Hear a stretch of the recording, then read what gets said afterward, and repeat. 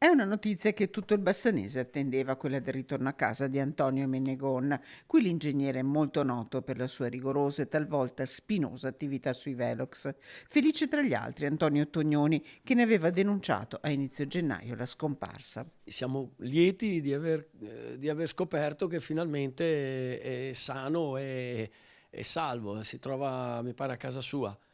Ecco, noi però questo, il motivo per cui lui si è allontanato è ancora un po' per noi ancora ignoto. Diciamo che lui è una persona che tiene tantissimo al diritto della legalità, ecco, diciamo questo, però i motivi per cui lo hanno indotto ad allontanarsi così improvvisamente, in questa maniera, non lo sappiamo. Paladino di tante battaglie contro i velox irregolari e consulente della procura di Cosenza, fino a poche ore fa era grande il timore che l'allontanamento non fosse stato volontario. Ne aveva mai temuto il peggio.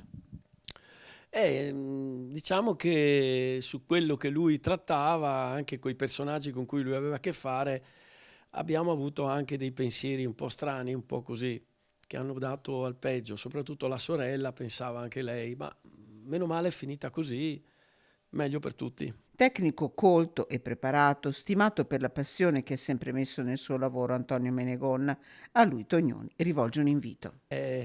Se ingegnere vuoi passare di qua, noi siamo qua.